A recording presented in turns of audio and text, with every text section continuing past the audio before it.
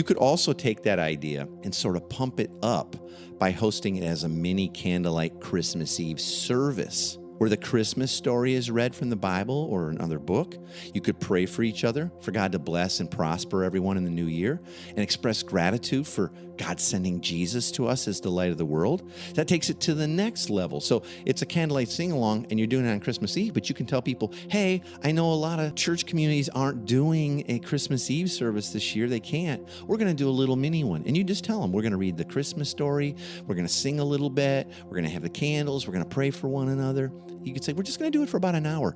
There again, I think it'd be very, very popular, and be surprised how many people a Christmas Eve service has been sort of their tradition and their thing forever, and they would thank you for it. It'll be a beautiful and simple little thing. And you can make it as simple or as elaborate as you wanted, right? And you could do it indoor, outdoor, depending on your comfort level or theirs, or, any restrictions that are local or whatever have you.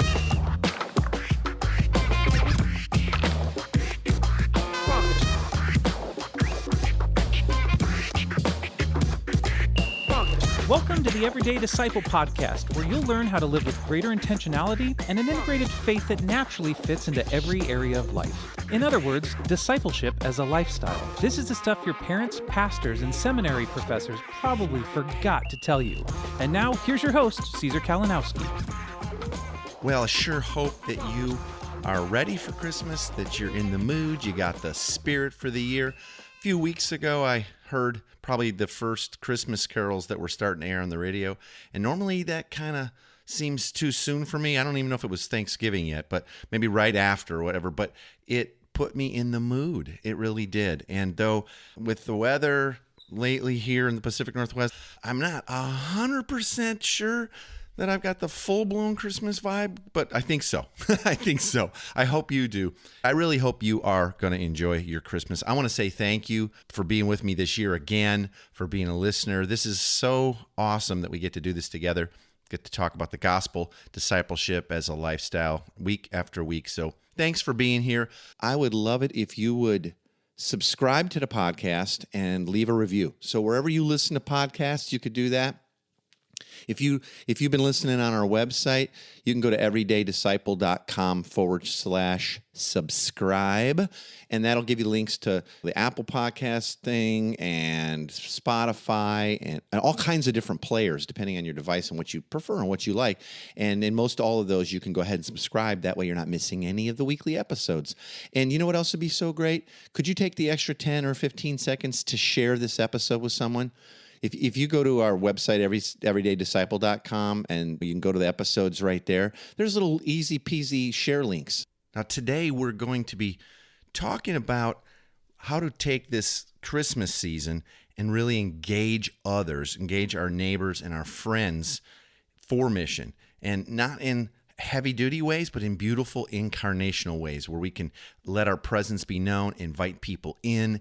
They are really timely and easy, most of them, and beautiful. And I would say pick a few and get started.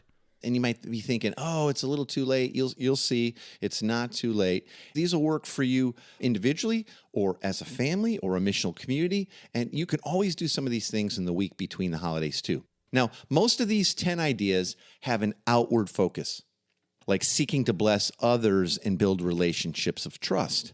But many of these can be things you adapt just a little bit and do just as a family as well. That'll bring greater connection and meaning this holiday season together. So I'm really giving you these as idea starters. I'm not going to give you here's like a checklist for each of them. I think some of these you're going to go, oh yeah, we've done that, or I've heard of that, or yeah, we've been meaning to. This is really going to give you sort of 10 ideas for idea starters, all right? So here's the first one. You could have like a little birthday party for baby Jesus, all right? And this is especially for children. Tina and I did this with our kids when they were younger and growing up, and now we're starting to do it with the grandkids again, where before we would open the gifts, we had always, pre-made a birthday cake or sometimes cupcakes, and we would come out and we would sing happy birthday to Jesus. And we would talk about it. Sometimes we'd read the Christmas story and just kind of make it Jesus' birthday, right? Now, you could also organize a special birthday party for your kids and their friends with a focus on the birth of Jesus as well. Think about it. You could tell friends and neighbors that are close, like, hey, we're doing a little birthday party for Jesus. It's something our kids really love. Love it if your kids wanted to come and kind of get in the Christmas spirit and focus on the reason for the season, so to speak. You'd be surprised how many people would be thankful for something like that because they feel like, wow, we kind of focus on Santa and the gifts, but we would love our kids to have a bigger thing. So maybe plan for some appropriate crafts and fun activities to go along with that, some yummy treats and stuff like that, and plan a story time for telling the Bible's Christmas story. If you have the Jesus Storybook Bible, that one's beautiful in there. You can get a beautiful little short Christmas story. If you want to go to our website and look around resources, the Story of God for Kids has a Christmas narrative in it. And you know what I'd say? Get as many of the moms and dads involved as you possibly can too. So as you invite the kids and the parents are like, oh, that'd be great. Say, hey, you guys can come too. We're gonna have some adults next too. You'll love it. So, all right. So that's one idea you might dig doing. All right, here's the second thing. How about the old-fashioned, old-school neighborhood caroling group, right? You could still do that. Tina and I were talking about this. My wife Tina and I, we were talking about this the other day, and she says, I would love it if someone stopped by caroling out in front of the house. Like, it would just be so Christmassy, snow or no snow. And you could do that. And you could do it using a mixture of Christmas songs that are Christian, right, in nature, and secular favorites like Jingle Bells and stuff like that. And people would love it. And it really isn't like about how awesome it would be. If you just dressed up and had red scarves and someone had a Santa hat on or something, and you just strolled around and you stopped in front of a house for a little while and did a part of a song, you'd only need to know a handful because you're going to be moving from house to house. You can repeat your set list, so to speak. All right. Now, instead of traveling, if the walking around seems, weird or intrusive, you could do it in your front yard or out in the cul-de-sac, like if you live on one or near one, right? And you could set up a nice little set, like if it's your own yard, little set, like, with candles or Christmas lights, or I know some people have little nativities. You could have a fire pit going, and you could invite people to come out and join you in singing some Christmas carols, right? Like that, like a caroling thing. And if you said, hey, you know what, 6 o'clock Saturday, we're doing a little caroling out in front of our yard. Anybody come, don't worry, you will know these songs, and we'll have some little handout sheets. You could do something simple, and I think you'd be surprised. You really, really might. All right, here's the third thing. Sort of the same, a little variation on that. Christmas sing-along. Invite people to your home or deck, maybe with a fire pit and some warm beverages, and do a little Christmas sing-along. So it's not caroling per se. And here's what I'd suggest. You could do it a cappella, right? That's kind of what caroling is. Or just sing along with recordings. Put on Spotify with a speaker and just play some of your favorite stuff and sing along and have some, just say, hey, we want to get together and sing some, Christmas stuff. And I know it's kind of corny for some, but others will love it.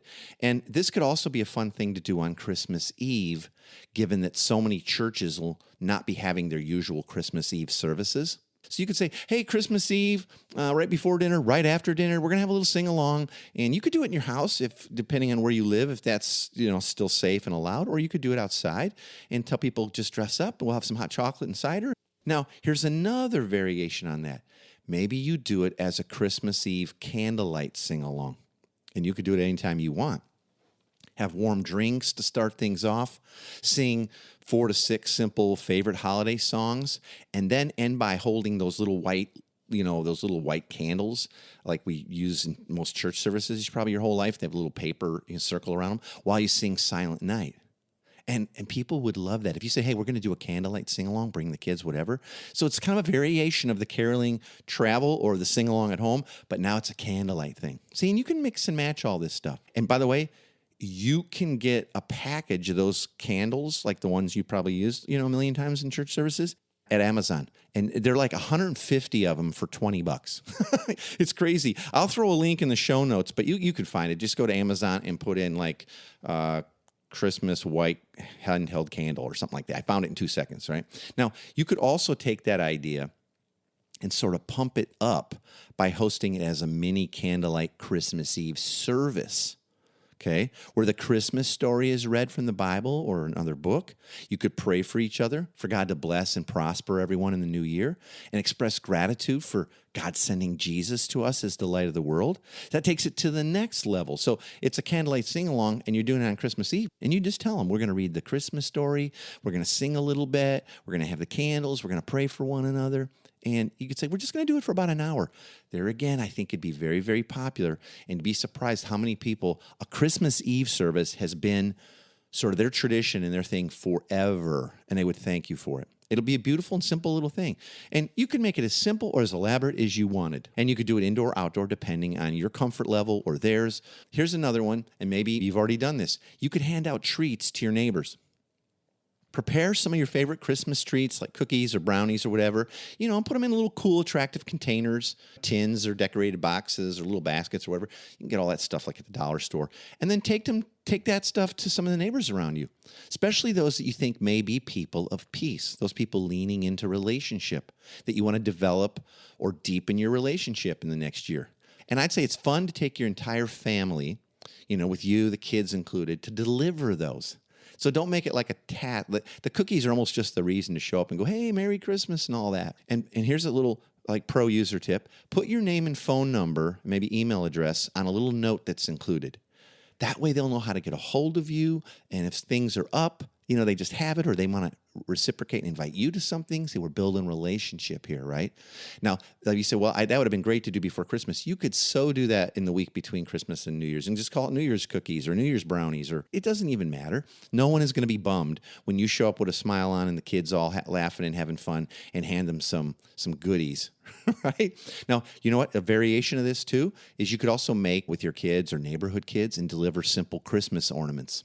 I know there's so many ways you can do that. I'm not an expert on that, but you could certainly Google that. There's even kits you can get, I know for sure. All right? That could be really, really fun. All right, here's my sort of sixth idea. Now, by the way, you can combine some of these things with other things, okay? So they're idea starters. A little Christmas card and a note and a photo and all that. That's one of the things that Tina and I did this year. What we did was we just found some Christmas cards that we liked that were bulk on Amazon, very, very inexpensive. And we put a little note in there going, hey, wow, what a crazy year it's been. But it's been great living in this neighborhood with you. Looking forward to the next year. I bet you are too. Something like that, right? I can't remember exactly what it said. And then we put our phone numbers and our address and our email addresses just so people would have them. And then we also put a little picture of ourselves in there. So, right, we're kind of tying it to, oh, yeah, Caesar and Tina, we've met them, or if they know us. And on the back of that photo, we also put a little sticker with our names and phone numbers and email address. See? And that way, if they lose the little Christmas card goes gone, that photo is laying around, Caesar and Tina, here's how to get a hold of them. Because we invite people to things and open tables and happy hours and barbecues and stuff throughout the year. And this brings familiarity. And you'd be surprised how many people will keep something like that and be grateful, maybe stick it in a drawer, stick it up on their fridge, right? This could also be combined with a gift of like cookies or jam or small holiday candle or an invitation to your Christmas sing-along, the next day. And so we just kind of went to all 92 of our neighbors here. We have a little subdivision that's just that many people, and we probably know about half of them. Yeah. You don't have to be that elaborate. You might just do it on, the people in your blocks or across like this block only or whatever. That's just how we chose to do it, because this is a super walk-in neighborhood and everybody walks and we see everybody. And we probably know close to half the people. I just over, being friendly and being people of peace and finding people of peace. So now not everybody's home. So you got to leave those. And that's another reason we leave the photo and our number and all that kind of stuff. All right. So number 7. How about throwing a little Christmas dinner party, right? You might still be able to do that depending on where you're at. And it might be real small. It might be a couple or 2 or whatever. It might be a smaller little group, maybe 2 to 4 other couples over a dinner in your home. And you can say, hey, we're wanting to have just a little Christmas dinner. You're very special to us. We want to do that. It could also be done as a Christmas brunch. We pretty much every year we have Christmas dinner. It's big kind of deal with Team K, and there's usually lots of extra people there. But we also do a brunch because some people who are real special to us say, hey, we really want to hang out with Team K, but I got to go to my family thing at the same time you're having your family thing. So we started adding the brunch too. So we get up, we have a little brunch, and then we usually lay around and watch a movie, and then we have dinner later. And some people come and do all of it. Now, another alternative to this would be to make sure you invite at least, like if you don't want to do a full dinner, like host that, Here would be my alternative for you. Be sure you invite at least one person or couple to join you for your Christmas dinner. I would say here's a little tip. Try and have small gifts for whoever you have. So like if they're coming to your family's thing, try to have a small gift for each of them so they're not left out during the time you open gifts. Or you could be sure to have already done that gift opening and stuff before they arrive so as not to make them feel awkward. Either way, even if you did, it's kind of nice to give them a little something that's appropriate, a candle or a little, gift card to Starbucks or something like that. Just people, for some people we've had come and say, well, that'll be the only gift I'll get this year. I'm not joking. And they're great people. They're not like shut-ins or anything, but they just don't have family and they're not connected to theirs or something, so they're not sending or receiving anything. So these things go a long way. So a little dinner party, maybe a little fun little Christmas dinner party or a brunch, or at least invite, one person or couple to join you. Here's another idea. Number 8 is decide to treat another family like part of your family this year. All right. Think of someone in the neighborhood who has maybe a special need, or someone who recently lost a loved one or was widowed. Maybe it's someone that lost a job, or they've struggled with health problems, or someone who could use a little extra love this year. And you could even help organize neighbors to do this with you, something special, sort of like a community Christmas gift of sorts, and try to help and encourage that person this year or that family. Treat another family like part of your family that needs help. We're working on that as Team K right now. We've been, right? I'm recording this before Christmas, but yeah, to do the same thing. We're trying to, this family, part of our family this year. And I'd plan, if you're going to do whatever, you plan it ahead. You might have missed it for this year. That's okay. Here's an idea for next year. And if you don't know someone you'd want to do this for, like some people say, well, I wish I did, but I don't know my neighbors all that well yet. There are plenty of organizations that can help you with this.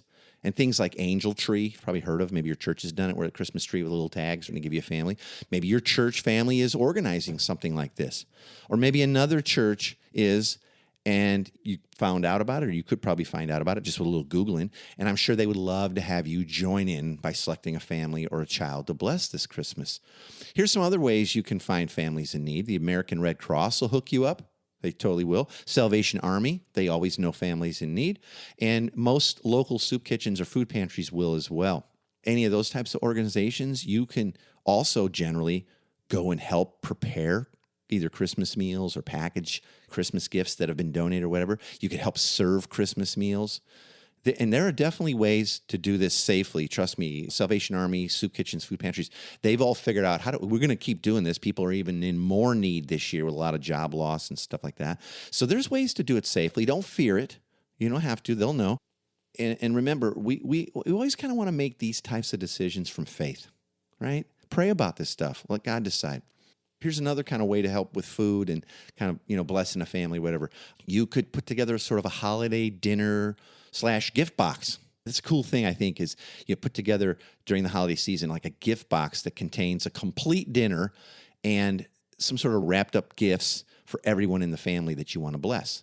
So see how it's kind of a hybrid of the other one, like pick a family you want to bless, right? With something like you're going to treat them like family and invite them, or just give them a gift or whatever. But this is a hybrid. You could box up a full meal with some small little gifts. And this doesn't have to cost a ton of money for you to do. It really doesn't.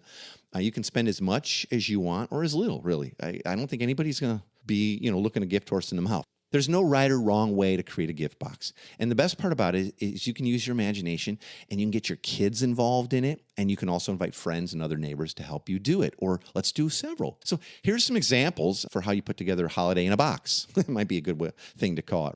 Put together like a complete ham or chicken dinner. Ham's kind of a good one because it's pre-cooked and it doesn't require a long time to heat up. No one can really blow that. Also throw in the box all the trimmings, so appropriate to either ham or chicken or whatever you choose. Like a bag of potatoes, maybe the fixings for a salad, tomatoes, cucumbers, some lettuce, whatever, dressing. Throw in a bag of buns or rolls or some croissants, maybe a little bit of butter, a couple cans of corn or a bag of frozen veggies, something like that. Some cranberry sauce. That's always fun. Believe me, chicken, ham, doesn't matter. It's just kind of Christmassy. It's kind of festive. And maybe a jar of gravy to go along with that. Then put some dessert. Put it like a pie. Put some canned whipped cream topping or something like that. And then add in appropriate gifts that are sort of age appropriate for everyone in that family, if you know it. And if not, you can do generic-y things. It's nicer when it's an actual shopped and wrapped gift. But we've had to do it at times when we don't know, so we give little Amazon gift cards. People will generally pick their own things and be happy for it. And this is another place where your family and friends and community can really chip in and help out. So if you do get gifts, wrap them nicely, make them look great. Don't just put one big bag with stuff in it. Like, treat people like you'd love to be treated. And if you know the names of the family members, write their name on the tag. That's a cool thing. And if not, just try to do it best you can and buy something that says like girl age 12, right? Or boy age 8. Or something like that, adult female. Okay, so don't stress any of it. Now, there's a couple of ways you can give these gift boxes. So if you're worried about it or it feels awkward, you could just give it to them and say, hey, we heard you might love something like this Christmas. Everybody could use a little more cheer and joy. You don't have to point out, like, I heard you're having the worst year of your life and suck and you're broke. And, you can just say, hey, we heard you guys could use a little extra cheer. We sure could too. Anyway, so here it is. But you could do it anonymously.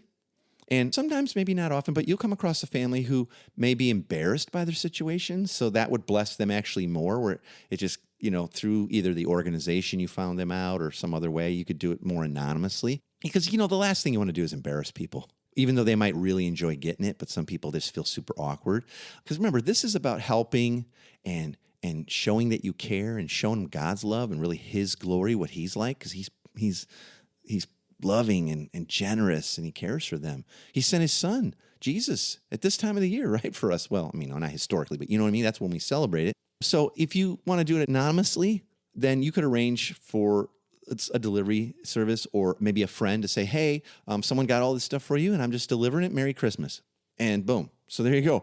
Or maybe through the organization that connected you with them. You deliver it to them, they deliver it. Okay? Now, you can also do it this way, delivered by Santa.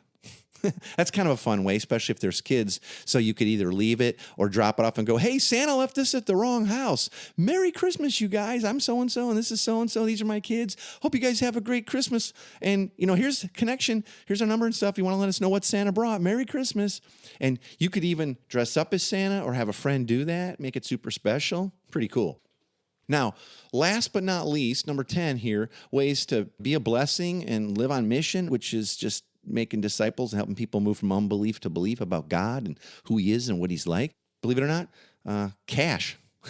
Yeah, last but not least, cash. Cash is always a winner for people who have needs. And this can be for like one family where you hook them up with, some cash to help pay bills, or a nice sized gift card at the local grocery store, or maybe a grocery store one and an Amazon one for gifts, or a store they're going to have clothes and toys and food. Like Walmart's great for that. A single mom or an individual or whatever. Or you could do smaller gifts given out to several people. So when I say cash, it's not necessarily meaning you have to stuff wads of bills into an envelope, though you could. But you can always get those, I think they're Visa cash cards.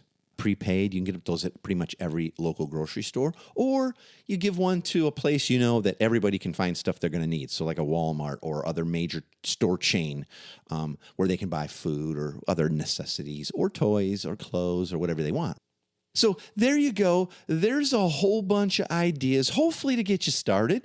Hopefully you'll find something in there that trips your trigger. And there again, you're hearing this and you're probably thinking, oh, it's too late this year. No, it's not. It really isn't. Even if you go, oh, we should have done the Christmas card thing. Just do a holiday one. Get a card that says Happy Holidays and deliver it in the week between. Listen, no one's going to be bummed. They're all going to be grateful for the touch and for the effort that you cared. I promise you. Let me give you a few big takeaways, right? In our big three. This is the time when I want to do that. I want to leave you with the three big takeaways. If nothing else, you don't want to miss the big three thoughts or ideas here. And as always, you can get a printable PDF of this week's big three as a download by going to everydaydisciple.com/big three. everydaydisciple.com/big three. And what I'll do is I will put the list of these 10 ideas, and not with all the descriptors, because hopefully you'll remember them from this episode, or you can go back and re-listen. But I'll add an extra page that's got all 10 of these ideas, kind of their titles. so as to remind you. So you could print this big 3 off, and then you have that list, and you could sit and talk through it as a family, pray through it and all that. Okay, here's the big 3. First, seeing everyone as family and treating them as such is really a great place to start if you want to be missional this holiday season, okay? There are people all around you that are alone, and they're dying for community. I promise there are, always, and maybe even especially this year. Opening up your life, your heart, and home to include them into your family's holiday traditions and your time is a powerful way to show them God's love. And because you're inviting them into your own family time and rhythms, it says to them, hey, you're part of this family too. Isn't that beautiful? So don't miss that. Treating other people like family, great place to start. Second, let's remember, Jesus was also called Emmanuel, meaning God with us. Let's model that to others. Yeah, let's model that. Let's be with others. Many of us were raised to believe that Christmas and the holidays is a time to sort of unplug from outside world, outside relationships, and our normal community rhythms. And many Christians also tend to isolate away from their small groups or their missional communities. That, well, we just kind of took a break and we're just hunkering down and being isolated. I would say being selfish a little bit. And they isolate from those that they really could be pressing into for closer relationship. I'd say use the flexibility that your schedule may allow during the holidays to be with people. No huge goals for outcomes or worries about what to say or do. Just be present this holiday season, asking the Spirit to guide you how you use your time and with whom. I think you'd be glad you did. Have you prayed over this list and asked God who to be with and how to spend your time? I promise you'll know. So here's number 3. Make a list of these 10 items or print it off, better yet, and discuss them as a family and or even as a community, okay? Don't put it off. Pick at least one and go for it. Get started. And then maybe then put together a wish list for things that you'd like to queue up for next year. Love that, man. Thanks, Heath, and thanks again for helping me through all of this. Well, time's up. I hope you'll join us again next week. We'll continue to talk about this lifestyle of discipleship and mission and how the gospel is really good news for all of life, now, today. I know you'll join us for that. I'll look forward to it. I hope you will too. I'll talk to you soon. Thanks for joining us today. For more information on this show and to get loads of free discipleship resources, visit everydaydisciple.com. And remember, you really can live with the spiritual freedom and relational peace that Jesus promised every day.